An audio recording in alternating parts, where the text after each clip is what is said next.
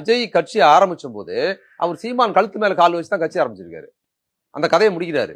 நீங்க சீமான் வந்து ரொம்ப இழிவா பேசுறாரு, முற்போக்காளர்களை, பெரிய அரிஸ்டுகளை ரொம்ப கேவலமா அருவருப்பா பேசுறாரு. அது போல நம்மளால பேச முடியாது.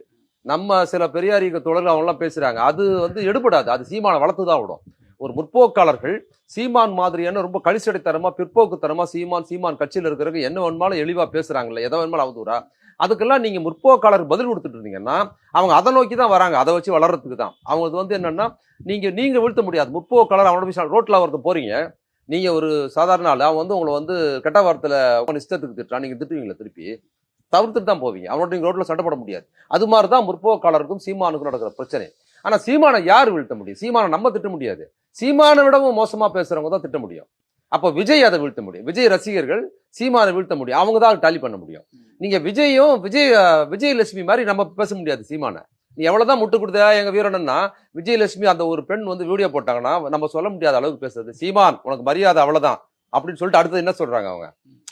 அது பிஞ்சர் இது பிஞ்சர்ன்றாங்களா, அவங்க தான் அதுக்கு டாலி. அதுக்கு அவரால் பதில் சொல்ல முடியறது இல்ல, ஸ்டக் ஆயிடுறாங்கல்ல, அவ்வளவுதான் அந்த இடம்.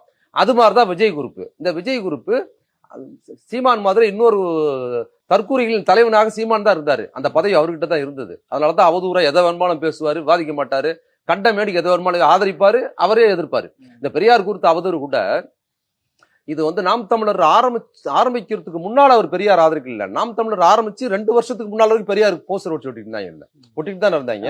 இப்ப மாறுதுன்னா யாரை வேணுமாலும் ஆதரிக்கிற அந்த பிழைப்புவாதவர்கள் அதுல இருக்குது.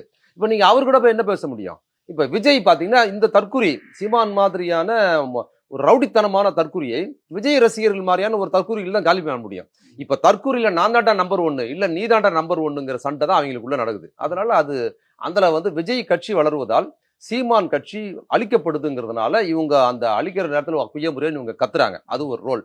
அதுல இன்னொரு விஷயம் நீங்க கேட்ட முக்கியமான விஷயம், எப்படி சீமான் இவ்வளவு மோசமா சீமான் கட்சி சேர்ந்த யூடியூபர்லாம் எவ்வளவு கடுமையா பேசினா கூட விஜய் அவங்களும் பொருட்டாவே மதிக்கிறது இல்லை. எனக்கு இவன் ஒரு ஆள் இல்லைன்னு கருத்துறது இல்ல. அதான்டா உனக்கு திமுக. அதுதான் நான் சொல்றேன். உனக்கு எப்படி சீமான் இவ்வளவு மோசமா பேசி சீமான் கட்சிக்காரெல்லாம் உன்னை எவ்வளவு கேவலமா பேசினாலும் விஜய் பதிக்கிறதே இல்லை. நீ உனக்கு வந்து சீமான்லாம் ஒரு ஆளான்னு நீ பாக்குற, எனக்கு திமுக தாங்கிறல்ல.